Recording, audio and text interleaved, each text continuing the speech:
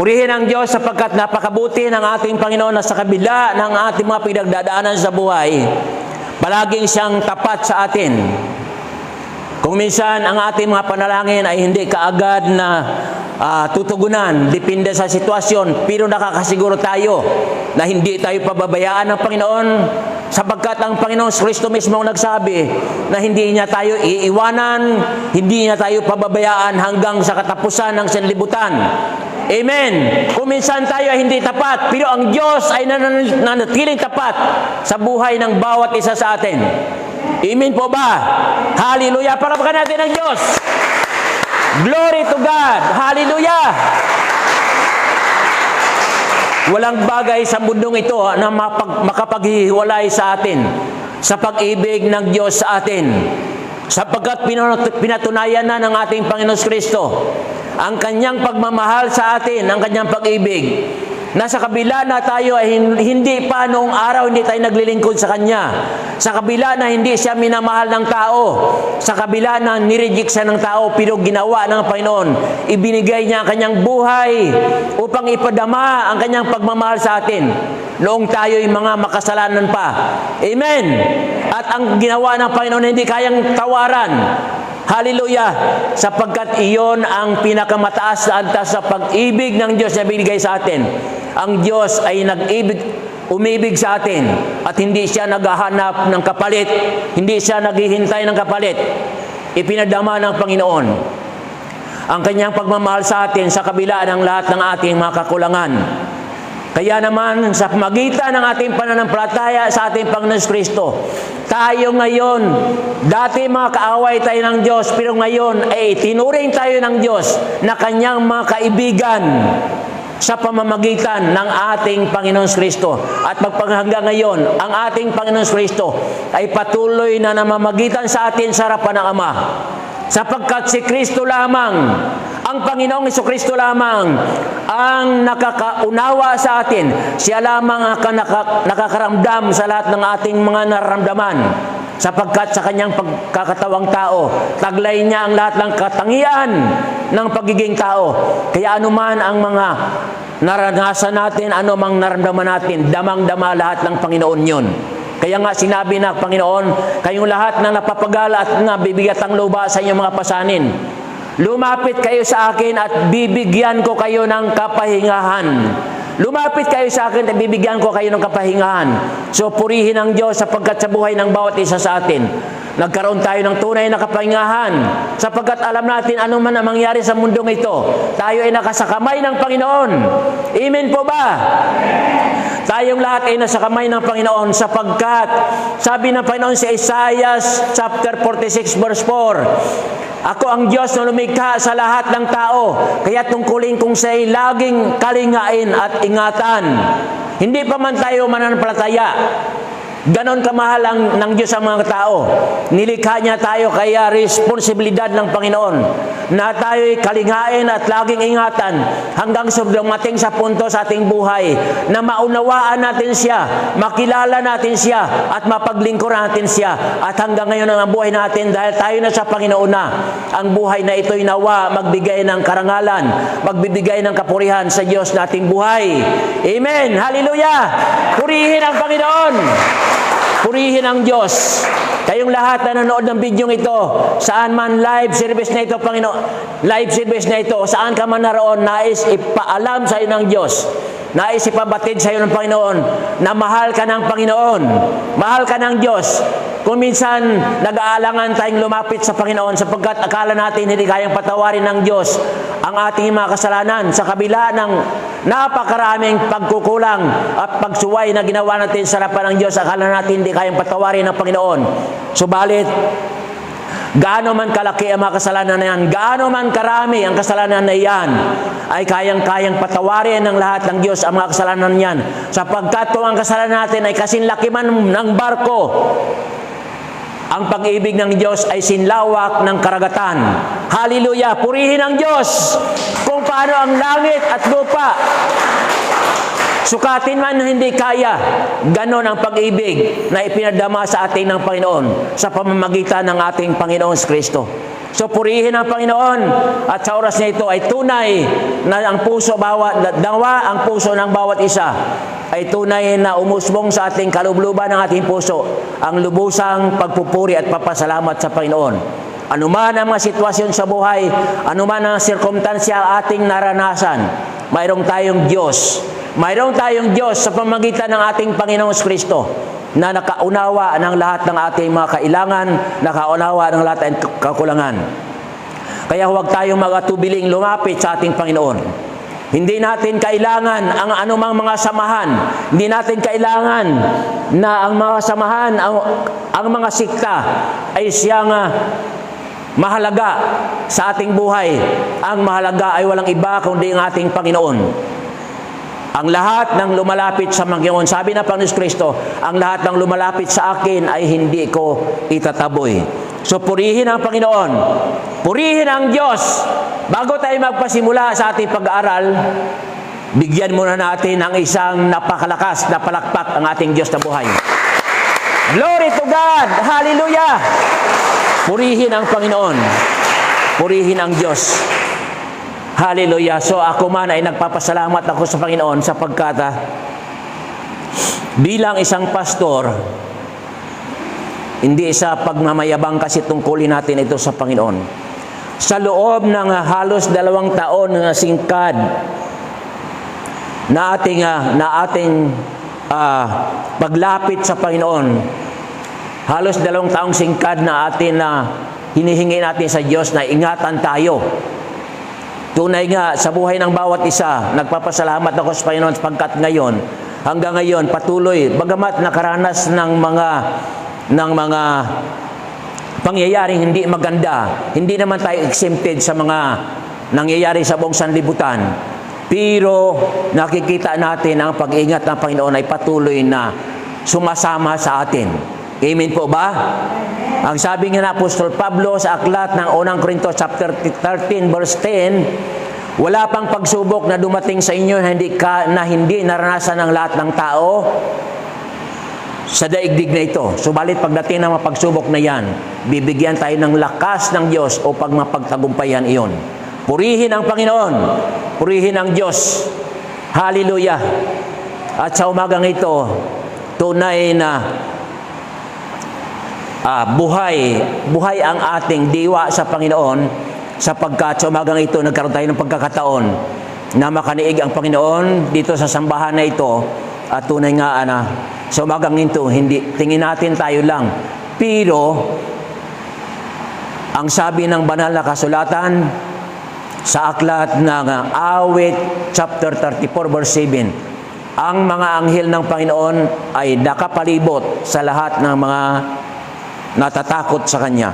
Sa lahat ng taong mayroong takot sa Diyos, ang anghel na Panginoon ay nakapalibot sa bawat isa upang protektahan tayo sa lahat ng mga bagay na makakasama sa atin. Amen po ba? Hallelujah. Pagtibayin natin para mawala ang ating mga takot. Pagtibayin natin sa puso natin, anuman ang sitwasyon sa buhay, nariyan ang mga anghel ng Panginoon na nag-aantabay sa atin. Nag-aantabay. Tumutulong sa atin. Ang sabi sa Hebreo chapter 1 verse 14, ano ang mga anghel kung ganon? Ang sabi ng Biblia, isinusugo sila ng Diyos para tumulong sa lahat ng mga naliligtas. Amen po ba? Yan ang purpose ng mga anghel ng Diyos. Ang mga anghel na banal na isinusugo ng Diyos para tayo ay tulungan sa lahat ng ating mga kapigatian, sa lahat ng ating mga naranasan sa mundong ito habang hinihintay natin ang panahon ng ating Panginoong Jesucristo. So purihin ang Diyos sapagkat sa umagang ito, nawa sa ating pag-aaral ng Kanyang salita ay patuloy natin maramdaman ang mga pangako at ang kasiguruhan ng mga bagay na sinabi sa atin ng Panginoon. Buksan natin ating banal na kasulatan sa aklat ng John chapter 14. John chapter 14, beginning verse 1. Pag-aralan natin ang buong chapter na ito. So ang Ipinasya ko ng ating pag-aaral ngayong umaga ay ibabatay natin sa tinatawag na chapter analysis methods. Okay.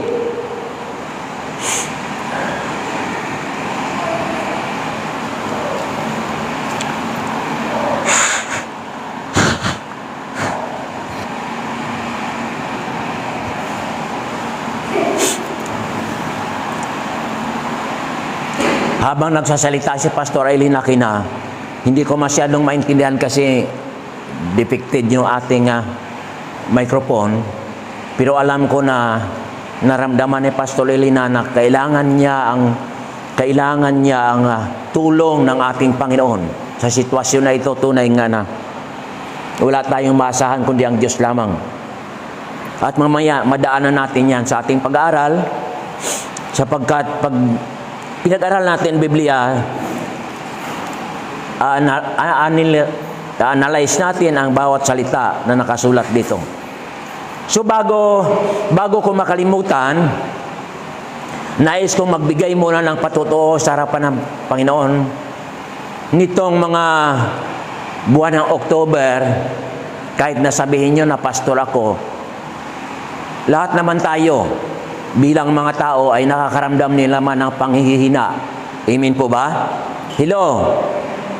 Kasi isang kasinungalingan, aywan ko lang, isang kasinungalingan, para lang sa akin nasasabihin ko na lagi akong malakas. Bagamat nandyan ang kaalaman, nandyan ang panampalataya, pero once na ang ating physical na katawan ay nagkakaroon ng tinatawag na hindi magandang kalagayan, Bukod doon sa wala tayong hinahanap kundi ang Panginoon, nakakaramdam pa rin tayo ng mga kabalisahan kahit ano ang mangyari. Amen po ba? Salamat sa Panginoon kung kayo ay hindi nababalisa. Sino rito ang hindi nababalisa? Hello? Sa totoo lang, aaminin natin sa harapan ng Panginoon. Diba? Liars go to hell, sabi nga nila. Alam mo, noong nakaraang panahon, noong nakaraang linggo, kasama yan sa ating conclusion, yung tinatawag na, natandaan pa ba ninyo? Yung Philippians chapter 4 verse 8. Ano yung pakibasa nga, Pastor Jinsen? Philippians chapter 4 verse 8.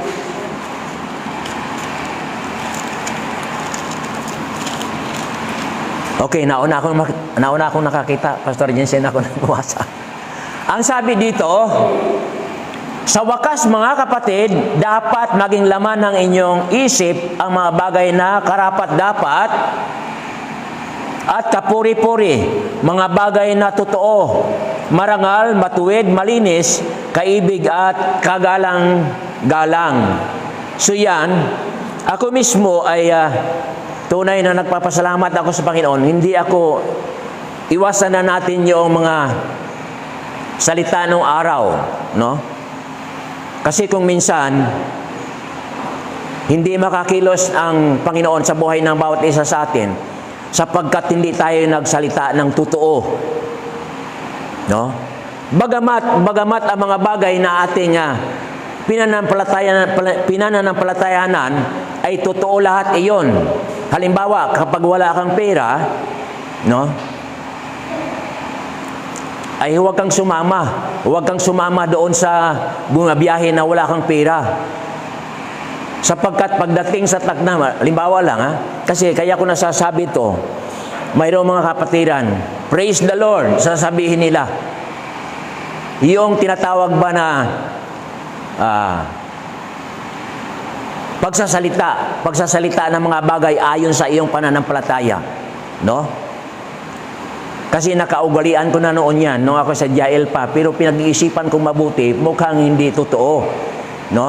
Totoo na kapag tayo ay anumang ang lumalabas sa ating bibig, ay iyan ang nangyayari sa ating buhay. Pero sa akto na pangyayari, kung wala kang pera, halimbawa lang, kapag may magtanong sa iyo na wala kang pera, huwag mong sasabihin, mayroon akong wala naman. Kasi nakasanayan ko ng araw, kahit wala akong pera, pag tinanong ako, Brad, may pera ka ba dyan? Punta tayo doon sa Siyempre, by faith, sasabihin ko, mayroon Brad, mayroon. Ayan. Ay, nagtiwala naman sa akin. Nagtiwala naman sa akin yung kasama ko. Pagdating ng bayaran sa jeepney, matagal na naghihintay yung kasama ko kasi sinabi ko may pera ko, hindi ako dumudukot. Ayun pala, kung walang pera yung kung walang pera yung kasama ko, ay mapapahiya kami. Sapagkat hindi mo po pwedeng sabihin na ang praise the Lord, hindi mo pwedeng ibayad yun sa jeep yan. Kailangan, totoo. Pero pwede pang sabihin, Brad, mayroon akong pera pero hindi pa dumadating. Di ba? Hindi masyadong, di ba? Mayroon akong pera pero hindi pa dumarating. Pero sabihin mo, wala kang pera. Mayroon kang pera, sa mga ganung wala naman. Ay isang kasinungalingan yon. Isang panlilin lang ng kaaway na sa ganun kaliit na bagay ay nasubukan tayo kung nagsisinungaling tayo o hindi. So, ang sabi diyan, dapat sa wakas mga kapatid, dapat maging laman ng inyong isip ang mga bagay na karapat-dapat, mga bagay na malinis, totoo, kagalang-galang at kaibig-ibig. So, yan. So, purihin ang Diyos sapagkat noong mga nakaraan ay dumanas ako na nakaramdam ako na nahirapan akong umihiba. Pagkatapos, doon pa kumikilot, doon mismo sa operasyon ko. Yung naramdaman ko na dati na hindi pa ako naramdaman, dati na hindi pa ako naoperahan, yun din ang naramdaman ko nung last month, October. Kalagitnaan siguro na October. So, pumasok sa isip ko, Panginoon, ano na kaya ang nangyari sa operasyon ko? So, hindi ako makaihi, nahirapan ako. At minsan, sa paghihi ko, may sumama na dugo ba? Siyempre, kapag gano'n na, kakabahan na ako. Ano na kaya ang nangyari? Hindi ba? Ganun pa man, sa kaloob-looban ng aking puso, para ako nanghihina, pero sa isip ko, tinatagan ko, Panginoon, maraming salamat sapagkat sa pamamagitan ng iyong mga latay kami nagsigaling. Bagamat nakakaramdam ako ng ganong sitwasyon, nababalisa ako dahil nakikita ko mismo, nagmula sa katawan ko may dugo, hindi ko alam kung ano nangyari sa loob ng katawan ko. Pero nilabanan ko ng aking espiritu. Lumaban ako sa pamamagitan ng pananampalataya. Itinalaga ko ang aking mga bibig sa pagbigkas ng mga bagay na makapagbibigay ng karangalan sa Diyos, makapagbibigay ng kapurihan sa Diyos, sapagkat lagi kong iniusal, Lord, by your stripe, I am healed. I am healed. So dumating sa punto na nagkapira kami, niyadalhan ako ng anak ko para magpa-check. Inultrasound ako,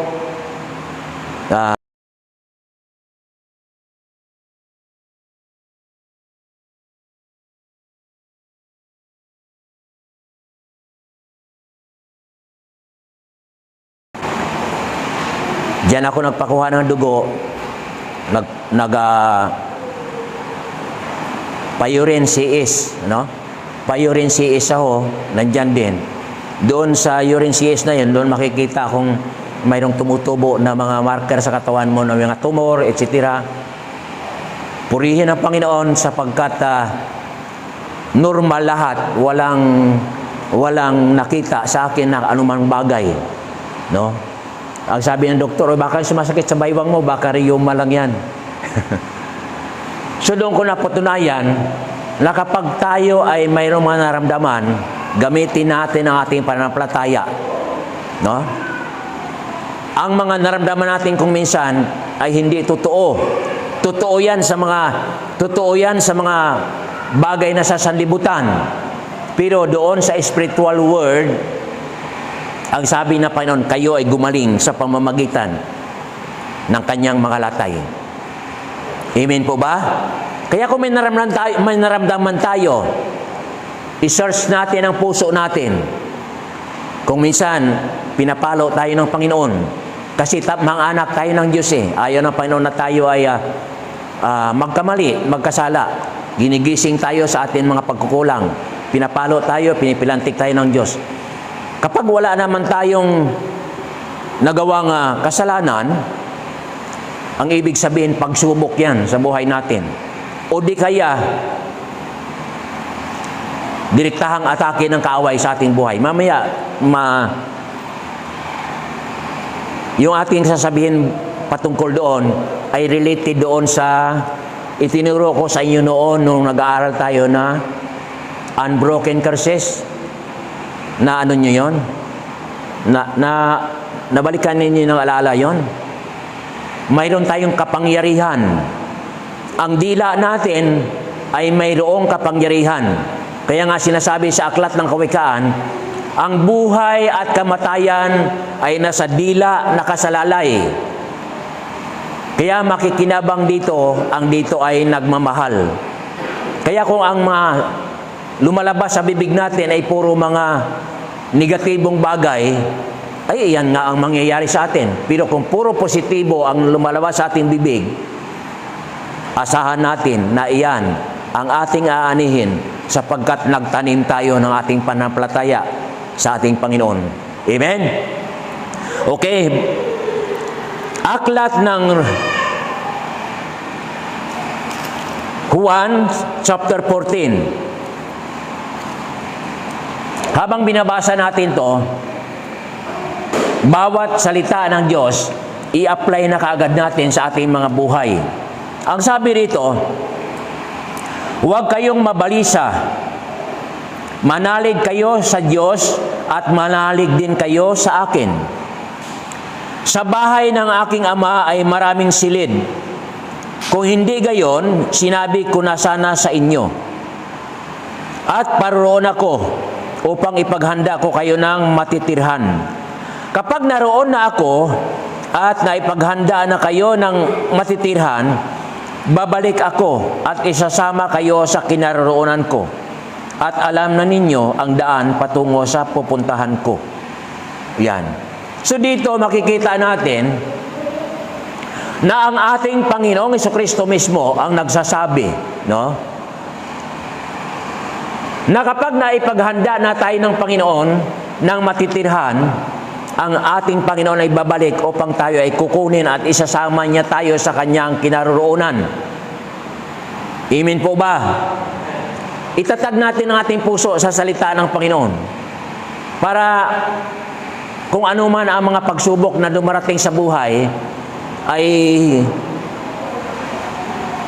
manghina man tayo o kaya makaramdaman tayo ng mga kabalisahan. Subalit kung nakatanim naman sa puso natin ang mga pangako ng Panginoon, hindi tayo lubosang mabubuwal. Matatag pa rin tayo na nakatayo sapagkat sapat ang pangako ng ating Panginoon Kristo sa ating buhay. Buhay man tayo o patay sa pagparito ng ating Panginoon Kristo, nakakasiguro tayo na tayo isasama ng Panginoon sa kanyang kinaroroonan at alam na natin kung saan naroon ang Panginoon, doon sa piling ng Ama, doon sa kalangitan, doon sa kanyang kaharian. Amen po ba? Hello, isasama tayo ng ating Panginoon Kristo sa kanyang kinaroroonan. At hindi natin marahil ma-imagine kung anong ganda ng mga bagay na inihanda sa atin ng Panginoon. Kasi ang sabi roon sa aklat ng unang Korinto chapter 2, verse 8 and 9, hindi pa nakikita ng ating mga mata, hindi pa naririnig ng ating tenga ang mga magagandang bagay na inihanda ng Diyos sa lahat ng umiibig sa Kanya. So yan, pangako ng Panginoon yan. Isa yan sa makapagpapatibay ng ating pananampalataya, ang pangako ng Panginoon.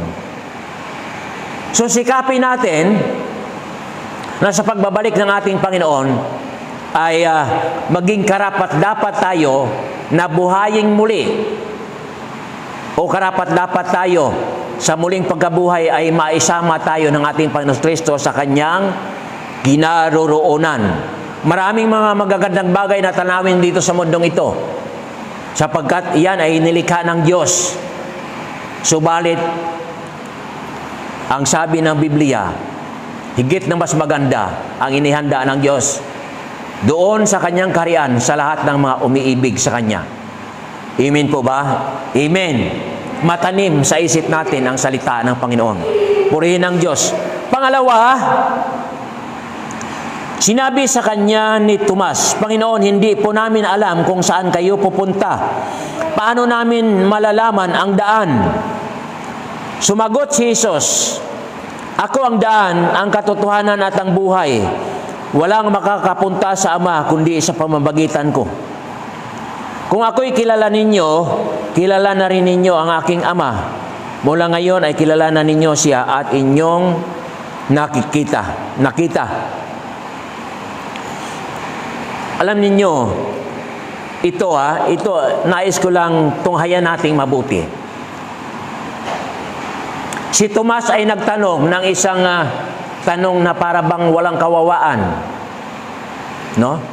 Si Tomas ay nagtanong ng isang katanungan na kung tingnan mo, parang walang alam si Tomas patungkol sa ating Panginoong Kristo. Ang sabi niya, sinabi sa kanya ni Tomas, Panginoon, hindi po namin alam kung saan kayo pupunta. Paano namin malalaman ang daan? So yan. So kapag tinunghayan natin o na-analyze natin ang pag-iisip ni Tomas, parang wala siyang masyadong nalalaman. Pero tayong mga nananampalataya sa Panginoon, tayong mga inabutan ng salita na ito, dapat magpasalamat tayo kay Tomas sapagkat si Tomas ay nagtanong. Kung hindi nagtanong si Tomas, hindi sana sumagot ang Panginoong Kristo ng ganitong sagot.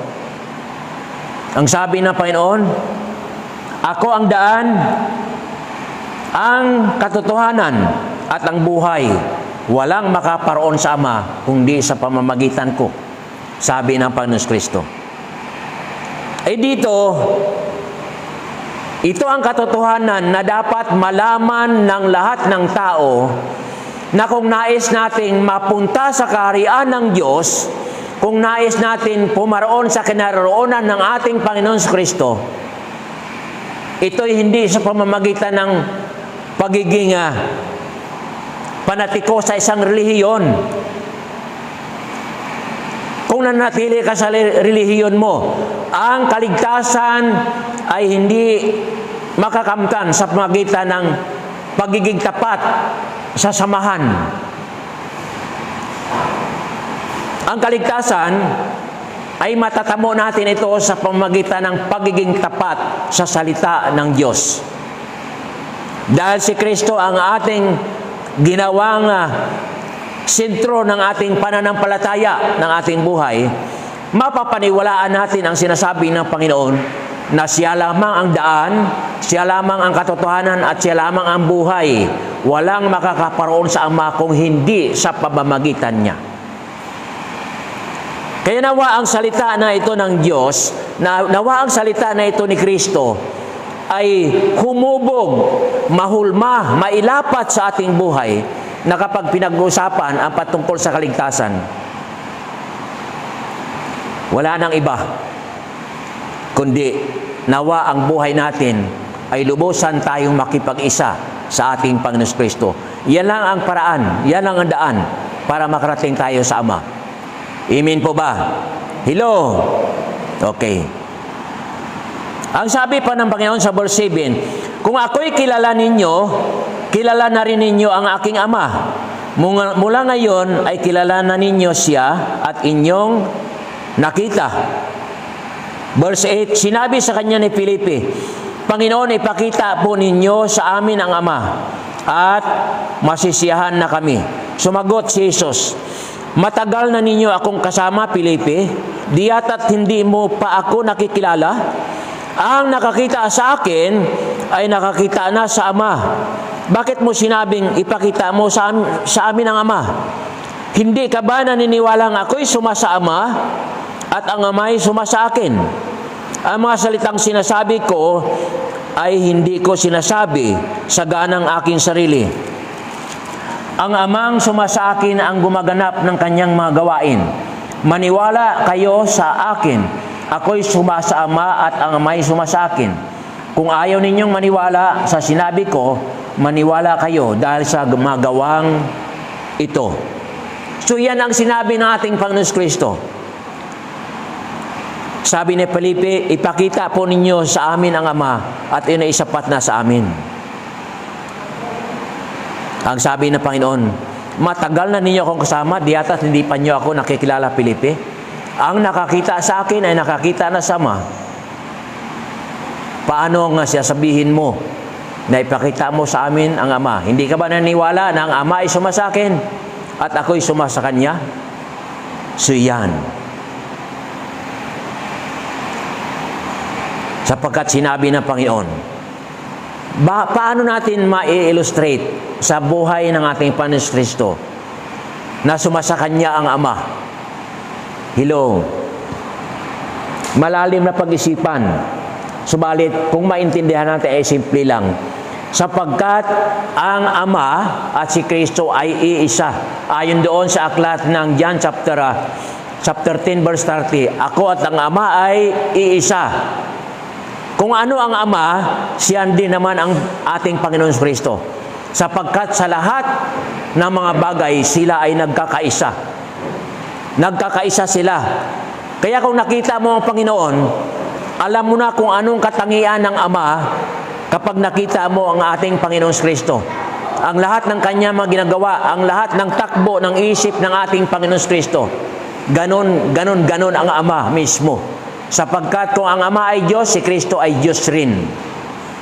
Sapagkat siya ay anak ng Diyos. So hindi na tayo ano tawag dito? Pamilyar. Bagitin ko na lang sa tumbok. Pamilyar na tayo kung ano ang karakter ng Ama, sapagkat iyon ay nakikita natin sa ating Panginoong Kristo. Sapagkat silang dalawa, ang Ama, ang Anak, at ang Espiritu Santo ay iisa sila. Iisa sa layunin. At ang Panginoong Kristo mismo nagsabi dito sa verse 10, hindi ka ba naniwang ako'y sumasama at ang Ama'y sumasa akin? Ang mga salitang sinasabi ko ay hindi ko sinasabi sa ganang aking sarili. Ang Amang sumasa akin ang gumaganap ng Kanyang gawain. So ang mga salita pala na lumalabas sa bibig ng ating Panginoon Kristo ay hindi lamang kay Kristo nang gagaling yan, kundi maging iyon ay sa Ama nang gagaling, sapagkat sumasa Kanya ang Ama. Kaya anuman ang sinasabi ng Panginoon, anuman tinuturo ng Panginoon, ibig sabihin, kasama ang Ama sa mga gawang iyon. Kasama ang Ama.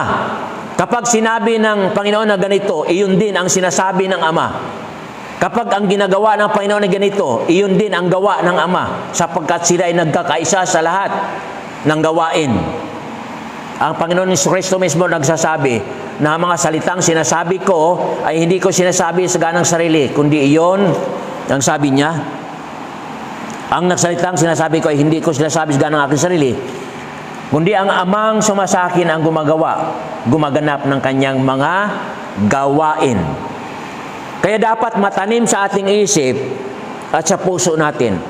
Ano man ang mga bagay na itinuturo ng ating Panginoon Kristo sa banal na kasulatan, iyon mismo rin ang itinuturo ng Ama. Amen po ba? Hindi po pwedeng paghiwalayin natin sila. Sapagkat sinugo ng Ama ang ating Panginoon Kristo, ang sabi ng Panginoon, ang Kanyang ginagawa ay pagsunod sa iniutos ng Ama.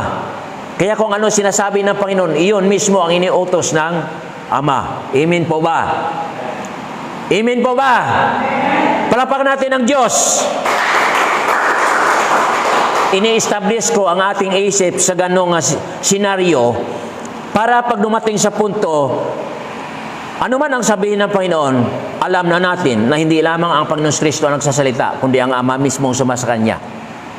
Kaya kung anong sinasabi ng Panginoon sa Kristo, sinasang-ayunan yun ng Ama sapagkat sila ay isa. Dito sa verse 12, Sinasabi ko sa inyo, ang nananalig sa akin ay makagagawa ng ginagawa ko at higit pa rito. Sapagkat pupunta na ako sa Ama. At anumang hilingin ninyo sa Ama sa aking pangalan, ay gagawin ko upang parangalan ang Ama sa pamamagitan ng Anak. Gagawin ko ang anumang hihilingin ninyo sa pangalan ko. Gusto ba natin na ang ating kahilingan ay tugunin ng Ama? Wala tayong ibang pangalan na dapat gamitin sa paglapit natin sa Diyos, kundi ang isang pangalan na ibinigay ng Diyos. Isang pangalan na iginagalang maging sa langit, sa lupa, hanggang sa ilalim ng lupa. At ang pangalang iyan ay walang iba kundi ang pangalan ng ating Panginoon Kristo. Kung paano ang pangalan ng Panginoon Kristo ay iginagalang sa kalangitan, iginagalang dito sa lupa, at maging hanggang sa ilalim ng lupa, iginagalang ang pangalan ng Panginoon Kristo. Kaya ang pangalan ng Panginoon Kristo ay napakataas na pangalan. Kaya kapag tayo ay nananalangin, bago tayo lumapit sa Ama, huwag tayong lumapit sa ganang sarili natin, kundi dapat isaalang-alang natin ang pangalan ng ating Panginoon Kristo. Sapagkat sa pambungad ng ating mga panalangin, nais ng Ama na madama ang layunin natin sa paglapit sa Kanya. Kung tayo lumalapit lamang sa Ama, sa ganang ating sarili, ay baka hindi pakinggan ng Diyos ang ating panalangin. Pero kapag binabanggit natin ang pangalan natin, ating Panginoon Kristo, sasabihin natin, Ama, lumalapit kami sa iyo sa pangalan ng aming Panginoong Kristo. Hindi matatanggihan ng Ama ang kahilingan natin sapagkat nagpapasakop tayo sa ating Panginoon. Amen po ba? Yung dati natin mga panalangin na ginagamit natin, ang mga pangalan ng mga santo, maging ang pangalan ni Maria ay ginagamit natin, iwaksi natin yan, itakwil natin. Hindi yan itinuturo ng Biblia. Yan ay mga kathang-isip na mga reliyon ng ating pinagmulan. Kung tayo manalangin sa Diyos, iisang pangalan lang gamitin natin. Walang iba kundi ang pangalan ng Panginoon Kristo. At isa lang alang natin ang kapangyarihan ng banal na Espiritu. Sapagkat kapag sumasa atin ang kapangyarihan ng banal na Espiritu, ang diwa ng kabanalan sa paglapit natin sa Panginoon ay tunay na iiral. Kapag ang Espiritu ng Diyos sumasa atin, magkaroon tayo ng pitagan sa Ama sa paglapit natin. So ang lahat ng iyan ay kailangan. Dito, sinasabi ng Panginoon Kristo sa verse 12, sinasabi ko sa inyo, ang nananalig sa akin ay makagagawa na mga ginagawa ko at higit pa rito sapagkat ay pupunta na ako sa Ama. Ano bang mga gawa? Naniniwala po ba tayo sa sinasabi ng Panginoon Kristo? Hello? Naniniwala tayo. Pero bakit hindi natin ginagawa? Kasi naniniwala tayo pero nag-aalinlangan pa rin tayo. Tama ba? Naniniwala tayo sa sinabi ni Kristo. Pero minsan, sa pag-akto natin sa mga bagay na ito, para bagang hindi natin makumbinsi sa sarili natin na kaya natin gawin. Ang sabi ng Panginoon, sinasabi ko sa inyo, ang nananalig sa akin ay makagagawa ng mga ginagawa ko. At higit pa rito, sapagkat pupunta na ako sa Ama. Ang mga bagay na ginawa ng Panginoon, halimbawa lang, ang mga pagpapagaling ng Panginoon, ang mga pagpapalayas ng mga demonyo, ang gumagawa ng mga kababalaghan. Alam nyo ba na tayong mga anak ng Diyos ay kaya rin natin gawin yon? Kung hindi ganon, ay kulang ang ating pananalig sa ating Panginoon Kristo. Alam nyo, umaasa ang Panginoon eh. Alam nyo ba na si Satanas ay talunan na? Hello? Alam nyo ba na si Satanas dapat ay wala na siyang kapangyarihan sa buhay natin? Alam nyo, kapag ginamit natin ang pangalan ng ating Panginoon Kristo, wala namang magagawa pa ang diablo Sapagkat si Satanas mismo, alam niya sa sarili niya na siya ay tinalo na ng ating Panginoon. Amen po ba? Okay. Alam nyo ba na napakalaki ng inaasahan sa atin ng Diyos? Ayaw ng Panginoon na ang kanyang mga anak ay lugmok lagi. Ang gusto ng Panginoon, ang kanyang mga anak kapag dumaranas sa mga pagsubok, ay tunay na palaban. Hello? We must fight the good fight of faith. Kinakailangan lumaban tayo sa isang pananampalataya na hindi kayang pasubalian ng kaaway. Sapagkat si Satanas mismo, alam ni Satanas, si Satanas kasi naghihintay na lang yan. Naghihintay na lang yan ng paghatol. Nahatulan na siya na siya'y mapunta sa impyerno. Pero, hindi pa itong panahon ng paghatol sa kanya. Sinabi ng Panginoon Kristo, sa lahat ng sumasampalataya, ay binibigyan ko ng kapangyarihang magpalayas ng mga demonyo. Naniniwala ba kayo doon? Hello? Naniniwala ba tayo na tayo mga mananampalataya ay binigyan ng Diyos ng kapangyarihang magpalayas sa mga demonyo? Magsimula muna tayo sa maliit. Magsimula muna tayo sa maliit. Huwag agad tayo sasabak sa malaki. Yan ay nakasulat doon sa aklat ng Marcos chapter 16, beginning verse 15. Pakibasa nga, Pastor Jensen. Marcos 16, beginning verse 15. Kung hindi ako nagkamali, yun.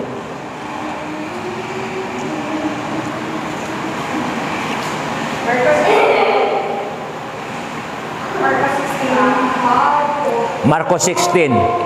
Marcos chapter 16, beginning verse 15, na 17 hanggang 18.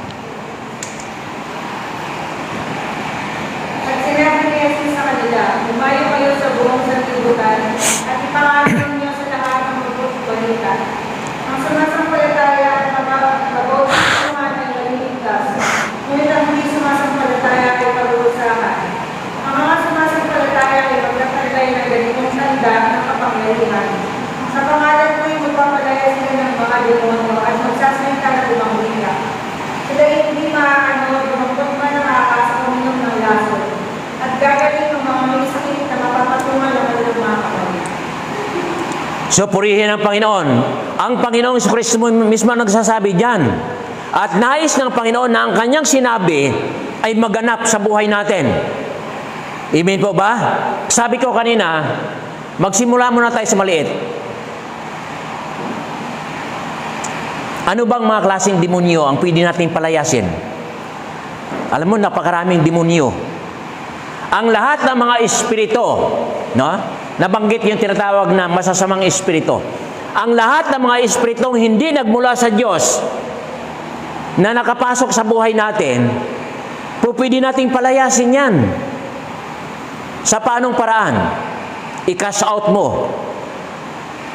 Palayasin mo. At pwede na nating sarahan sa buhay natin ang ganong klaseng espiritu. No? Ang lahat ng mga kasalanan, espiritu ng paninirang puri, hindi galing sa Diyos yan. Kasalanan yan, di ba? Ang ganong klaseng espiritu, kapag ang isang tao ay nagtataglay ng espiritu na mahilig siyang maninira ng kanyang kapwa, hindi galing sa Diyos yan. Kaya mo yan paalisin. Iyon na tinatawag na okay, nakalimutan ko na ako na tawag. Tatlong bahagi ng demon possession sa buhay. Umaatake sa isip natin ang mga bagay. Kapag may espiritu ka ng inggit, hindi sa Diyos galing yan. Yan ay galing sa masamang espiritu. Palayasin mo yan. Ang espiritu ng hindi pagiging masunurin sa salita ng Diyos, sa utos ng Diyos. Ang ganong klaseng espiritu ay hindi galing sa Diyos yan. Palayasin mo yan. Huwag mong entertain yan. Ang espiritu na galing sa Diyos, na galing sa banal na espiritu, ay walang iba kundi pagiging espiritu ng pagiging masunurin. Espiritu ng karamutan, hindi galing sa Diyos yan. Yan ay galing sa demonyo yan. Bakbakin natin sa katawan natin yan. Espiritu ng kahalayan, espiritu ng mga paghatol, espiritu na etc. Lahat ng mga espiritu ng sanlibutan na nananirahan sa atin, i-wash out natin sa buhay natin yan. Ay kung hindi natin mapalayas yan sa buhay natin, alam nyo kung ano mangyayari kapag pinalayas natin yan? Ang buhay natin ay magiging banal sa harapan ng Panginoon. At magagamit na rin mismo ng Panginoon ang ating buhay para sa pagpalayas. Kasi ang mga demonyo, kanya-kanyang ano yan eh, kanya-kanyang ranggo yan. No? May mga ranggo-ranggo ang demonyo. Pag nabasa mo ang aklat ng Efesos chapter 6, ang kaaway nating diablo ang siyang may kapangyarihan diyan sa himpapawid. Siyang kumukontrol ng kaisipan ng mga tao. Ang sabi ng Apostol Pablo, labanan ninyo siya. Sapagkat ang mga kalaban natin ay hindi mga tao, kundi ang mga may kapangyarihan, mga espiritu ng kadiliman na sumasakop sa sanlibutan na ito. Alam niyo, umaasa ang Diyos sa atin na ang kanya mga sinasabi ay gagawin natin. Tanong ko, kapag nagka-cash out tayo ng, sino ba dito nag-cash out? Nasubukan nyo namang mag-cash out? Pastora Jinsen? Nasubukan nyo na mag-cash out? Gawin mo na. Exercise nyo na. Tanong ako kay Pastora Elina. Pastora, sorry Pastor, mukhang hindi effective. Hindi totoo yun. Effective yun. Kapag kinas out mo yung mga karamdaman, kahit na nandyan pa, naramdaman mo, huwag na paniwalaan. Maniwala ka na inalis na dyan. Ang sabi na kung mayroon ka pananampalataya na sinlaki lamang ng butil ng mustasa, ay masasabi mo sa bundok na ito, umalis ka yan, tumalong ka sa dagat, mangyayari kung hindi ka nag-aalinlangan. Amen po ba? Ang sabi doon sa aklat ng Lucas chapter 10, beginning verse 19, ang sabi ng kanyang mga alagad, kasi inutusan ng Panginoon ng kanyang mga alagad, 70 mga alagad niya. Binigyan nila sila ng kapangyarihan magpalayas sa mga demonyo. Bumalik na tuwang-tuwa ang mga 70 alagad at sinabi nila, Panginoon, kahit ang mga demonyo ay suko sa amin sa pangalan ninyo. Ang sabi ng Panginoon, huwag kayong magalak dahil suko sa inyo ang mga masamang espiritu. Magalak kayo sapagkat ang pangalan ninyo ay nakasulat sa aklat ng buhay sa langit. Amen po ba? Ang buhay ba natin ay nakasulat na sa aklat ng Panginoon sa langit? Mukhang hindi pa kayo makapaniwala. Nakasulat ba? Alam mo ba na kahit hindi ka pa na born again noon, ang buhay mo ay nakasulat na? Alam mo ba yon? Kahit Katoliko ka pa lang, kahit saan galing ka, kilala na kasi ng Panginoon ang sa Kanya. Ipinanganak ka, nung ipanganak ka, hindi ka pa ipinanganak, alam na ng Diyos na ikaw ay para sa Kanya. Amen po ba? Kaya anuman ang manaranasan natin sa buhay, magtiwala ka sa Diyos, hindi ka pababayaan. Kahit na ikaw paminsan mawalay ka, ibabalik at ibabalik ka ng Panginoon. Amen po ba? Kahit nanghihina ka, palalakasin ka ng Diyos. Alam mo, naranasan natin. Alam nyo ba kung bakit naranasan natin ang mga kapigatian, naranasan natin ang ganitong mga sitwasyon sa buhay? Nataliwas sa kagustuhan natin. Ang gusto ng Panginoon, hubugin ka sa isang tunay na pananampalataya. Na anuman ang maging sitwasyon ng buhay, hindi tayo tatalikod sa Panginoon. Ang sabi ng Apostol Pablo, ano ang makapaghiwalay sa atin sa pag-ibig ni Kristo? Ang kapigatian ba? Ang kahirapan ba? Ang mga sakit ba? O ano pa mang mga bagay sa salibutan na ito? Gutom ba? Kahubaran ba? Yan ba ang makapaghiwalay sa atin sa pag-ibig ni Kristo? Ang sabi ni Apostol Pablo, hindi. Ang lahat ng ito ay kayang-kaya nating pagtagumpayan sa pamamagitan niya na nagmamahal sa atin. Amen po ba? Naniniwala ba kayo sa sinabi ni Apostol Pablo? Ang lahat ng ating mga naranasan ay kayang-kaya nating pagtagumpayan sa pamamagitan ni Jesucristo na nagmamahal sa atin. Isang simpleng puntos yun. Kasi kung ganito, kung tayo ay patay na talaga sa kasalanan, ang ating kalusugan ay secondary. Pangalawan na lang yan. Una ang Diyos. Ano man ang mangyari sa katawan na ito, basta ang ating espiritu ay humiwalay sa Diyos. Amen po ba? Huwag tayo humiwalay sa Diyos. Sapagkat tayo patay na sa kasalanan, hindi na dapat maghari sa buhay natin ang kasalanan. Hindi na dapat maghari sa buhay natin ang lahat ng mga takot, mga pag-alinlangan. Kundi dapat ang mapukus sa buhay natin ay walang iba, yung totohanang paglagak ng buhay sa Panginoong Jesucristo. Purihin ang Panginoon. Hallelujah. So dito, mamaya, i-actual natin. Kapag nag-pray tayo ng spiritual warfare, huwag muna tayong mangarap ng mga bagay, na malalaking bagay. Lord, baka dumating ang panahon, isasagupa mo ako sa mga inaalihan ng demonyo, kamukha ng darating yon. Darating yon. Sino ba ang inaasahan ng Diyos na gaganap sa mga gawain niya? Kundi tayong mga anak niya. Darating yon. Pero una, alisin muna natin, itaboy muna natin, palayasin muna natin sa buhay natin ang mga masasamang espiritu na hindi nagmumula sa Diyos. Amen po ba? Hello? Isipin na natin lahat ang mga bagay na nagagawa natin na hindi kalooban ng Diyos. Kasi nagbabasa naman tayo ng Bible. Alam naman natin kung anong kalooban ng Panginoon. Ang lahat ng mga bagay na hindi kalooban ng Diyos, itakwil natin sa buhay natin, itaboy natin. Sa pamamagitan ng kapangyarihan ng banal na Espiritu, mangyayari at makikita mo maging maaliwalas ang lahat ng bagay. So dito, nabanggit ko na kanina na pag nanalangin tayo at anumang hilingin ninyo sa Ama sa aking pangalan ay gagawin ko upang maparangalan ng Ama sa magitan ng anak. Gagawin ko ang anumang hilingin ninyo sa pangalan ko. Dito sa verse 15, kung iniibig ninyo ako, tutuparin ninyo ang aking mga utos. Yan.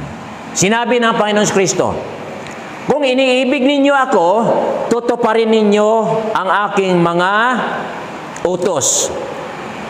Ito. Marami dito hindi nagkakasundo ng mga relihiyon. Maliwanag ang sinasabi ng Panginoon Kristo na siyang at Ama ay iisa. Bakit tayo kapag nagbabasa tayo ng salita ng Diyos, bakit ba hinihiwalay natin sila? Bakit pinaghihiwalay natin? Ay, ang mga kautusan na yan sa lumang tipan, inutos ng Diyos yan sa magitan ng Moises. Ang intindihin lamang natin kung ano ang iniutos ng Panginoon Kristo dito sa bagong tipan. Hindi naman, etc. Marami tayong mga alibay para lamang yung mga katuruan na natanggap natin sa mga pastor na tinuturo, para maging mukhang totoo, mukhang eksakto. Pero dapat natin malaman na kung anuman ang iniutos ng Diyos sa lumang tipan, iyon din ang iniutos ng Panginoong Jesucristo. Sapagkat nung iutos yan ng Diyos, kasama si Kristo. Amen po ba? Hello? Nung iutos ang mga kautusan sa lumang tipan, kasama si Kristo nag-utos doon, sapagkat si Kristo at ang Ama ay iisa. Yan. So kung ano man ang inuutos ng Panginoon Kristo at ang katibayan na dapat natin sundin ang mga inuutos ng ating Panginoon Kristo, dito natin makikita kung talagang mahal natin si Kristo kapag sinusunod natin ang kanyang mga utos. Isa sa mga itinuro ng Panginoon doon sa aklat ng Matthew chapter 5 beginning verse 17. Alam niyo yun, Pastora Lina? Ang turo ng Panginoon Kristo patungkol sa utusan. Okay, huwag na ninyo buklatin. Tandaan na lang ninyo. Kasi para pabilis tayo. Na sinasabi na Panginoon, huwag ninyong akalaing na parito ako upang pawalang bisa ang kautusan. At ang mga tinuro ni Moises, mga turo ng mga propeta. Na parito ako upang ganapin at ipaliwanag ang mga ito. Tandaan ninyo, magwawakas ang langit at ang lupa, subalit ang kalitlitang bahagi ng kautusan ay hindi mawawalan ng bisa hanggat di nagaganap ang lahat ng bagay. Wala na nga ang langit, wala na ang lupa, pero ang salita ng Diyos ay nanatiling may bisa. Ang mga utos ng Diyos ay nanatiling may bisa. Kaya dito makikita natin, anumang inuutos ng Diyos ay tunay na iyon din ang iniutos ng Panginoon Kristo. Dadalangin ako sa Ama at kayo'y bibigyan niya ng isa pang patnubay at maging kasama ninyo magpakailanman. Ito'y ang espiritu ng katotohanan na hindi matanggap ng sanlibutan, sapagkat hindi siya nakikita ng sanlibutan. Ngunit nakikilala ninyo siya sapagkat siya ay sumasa inyo at nananahan sa inyo. Okay. Nananahan ba sa atin ang Espiritu ng Panginoon? Hello? Nananahan, nandyan yan sa puso natin. Siya nga ang nag-uutos sa atin na sumunod sa Diyos Siya ang nag-uutos sa atin na patuloy na magpakumbaba. Ang lahat ng mga inuutos ng Diyos, siya ang nag-uutos na dapat sundin natin. Hindi ko kayo iiwang nangungulila, babalik ako sa inyo. Kaunting panahon na lamang at hindi na ako makikita ng sanlibutan. Ngunit ako'y makikita ninyo sapagkat mabubuhay ako at mabubuhay rin kayo. Malalaman ninyo sa araw na yaon na ako'y sumasama, kayo'y sumasa akin at ako'y sumasa inyo. Ang tumatanggap sa mga utos ko at tumutupad rito ang siyang umiibig sa akin. Yan. Ang sabi ng Panginoon Kristo, ang tumatanggap sa mga utos ko at tumutupad nito ang siyang umiibig sa akin. So hindi natin po pwedeng sabihin sa ating kapwa, mahal mo ba Diyos? Sa ating sarili, mahal ko ba Diyos? Isa lang ang sigurado na mahal natin ng Diyos kapag tinutupad natin ang kanyang mga utos. Amen po ba? Kapag tinupad natin ang kanyang mga utos, tunay na iniibig natin ang Panginoon. At dahil sa pag-ibig na yan, ang lahat ng kautusan ay nakapaloob lang sa dalawang utos. Ibigin mo ang Panginoon Diyos mo ng buong puso mo, ng buong lakas mo, ang buong kaluluwa mo. Ibigin mo ang iyong kapwa, gaya ng iyong sarili. Sa dalawang utos na yan ay nakapaloob ang lahat ng kautusan ni Moises at ng mga propeta. Kapag nagawa natin yan, ang lahat ng utos, wala na tayong pipiliin. Ang lahat ng iniutos ng Diyos, wala na tayong iisang tabi.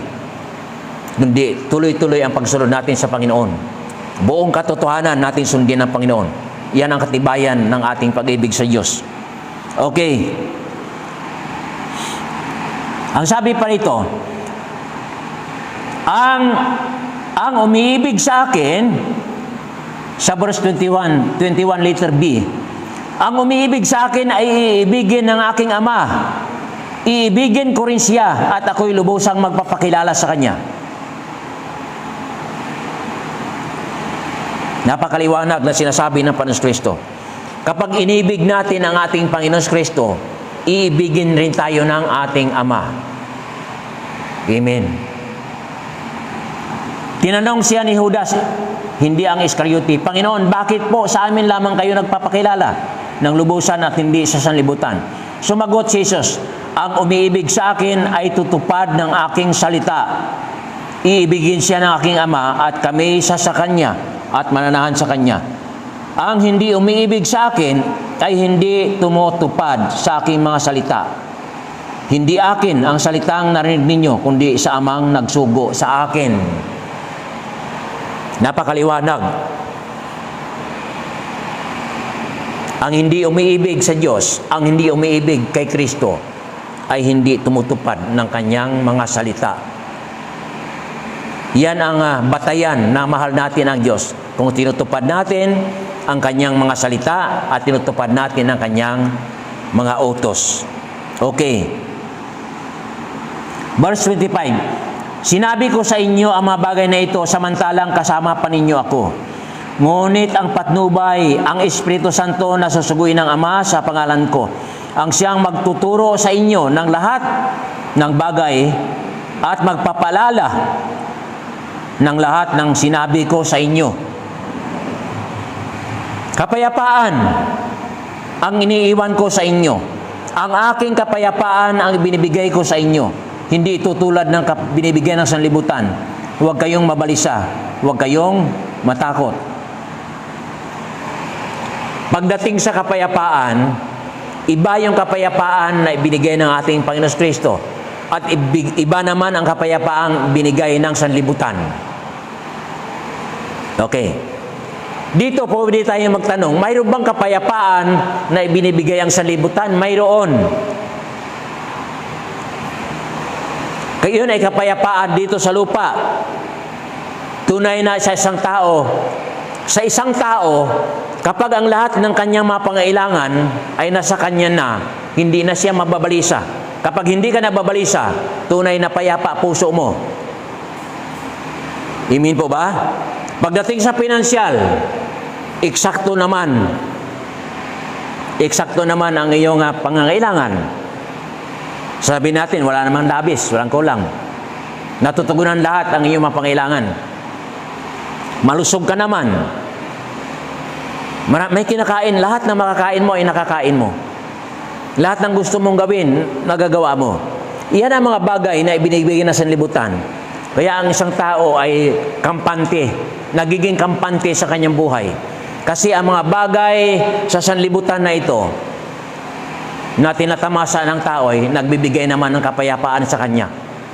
Napapayapa, hindi lang mapapayapa ang isang tao kapag may karamdaman siya. Kapag nagkasakit, hindi niya malaman kung saan kukuha ng pampadoktor, etc. Subalit doon sa mga mayroong sapat na pinansyal na pangailangan at material, nagkakaroon sila ng kapayapaan kapag iniisip nila ang mga bagay na pwede naman nilang gamitin ito para makuha nila kung ano gusto nila. Subalit, iba ang kapayapaan na binibigay ng Diyos sa atin. Ang kapayapaan na binibigay ng Diyos sa atin ay walang iba na kapag dumanas man tayo ng mga pagsubok sa buhay na ito, naging payapa ang loob natin sapagkat alam natin sa ating mga sarili, pagkatapos ng buhay natin sa mundong ito, mayroon pang isang buhay. At iyon ang totoong buhay. Ang totoong buhay ay walang iba kundi ang buhay sa piling ng Panginoon. Kaya payapa tayo, anuman ang mga naranasan natin, payapa ka. Kulang man tayo sa maraming bagay, pero sapat naman ang ating espiritual na buhay upang magbigay ng kasiguruhan sa atin para mapanatag ang ating kalooban sa harapan ng Diyos. Basta natitiyak lang natin na wala tayong kakulangan. Basta natitiyak lang natin na wala tayong kasalanan ginagawa sa harapan ng Diyos, naging payapa ang puso natin. Sapagkat, ano man ang mangyari sa atin, alam natin na nakaabang na ang Panginoon sa atin. doon sa kanyang kaharian. Hinihintay na tayo ng Diyos sa kanyang kaharian. Pero huwag muna ngayon. Kasi panalangin natin sa ating sarili, bigyan pa tayo ng Diyos mahabang buhay. Sapagkat nais pa natin na mapaglingkuran ang Panginoon dito sa lupa habang nabubuhay tayo. Nais pa natin magpahayag ng mga salita ng Diyos sa maraming tao. Para na sa ganun, marami ang maliligtas. Nais pa natin na mabuhay pa tayo para masubaybayan pa natin ang ating mga mahal sa buhay. Ang ating mga anak, ang ating mga apo. Amen po ba? Hello? Ang sabi ni Apostol Pablo, kung sagana ang aking sarili, ay naisin kung ako'y kuhanin na ng Panginoon. Subalit, alang-alang sa inyo, napagpasyahan ko na ako'y manatiling buhay upang ako'y makatulong sa lahat ng mga sumasampalataya. Amen po ba? Yan, kaya nga tayo nanalangin Lord, bigyan mo pa ako ng mahabang buhay.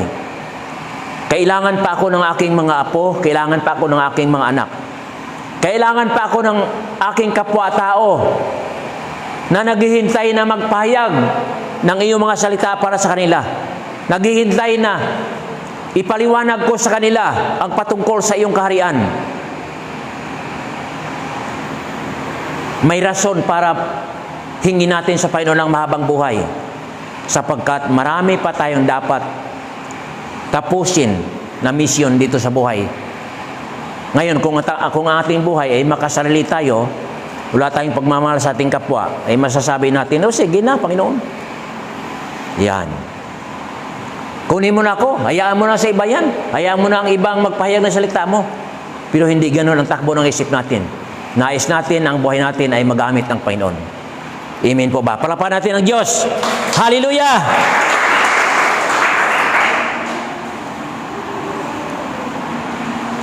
So dyan, pagdating dito, sa verse 28, sinasabi ko sa inyo, ako'y aalis, ngunit babalik ako.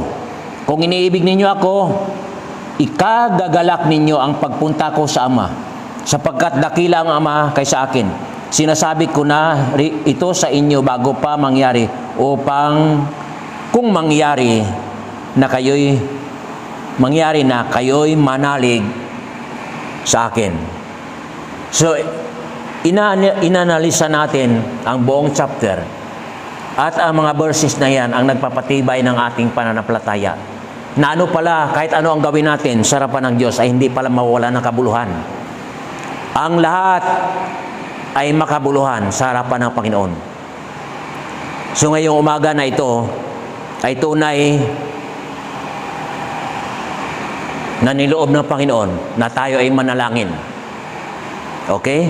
Pero bago lahat ng iyan,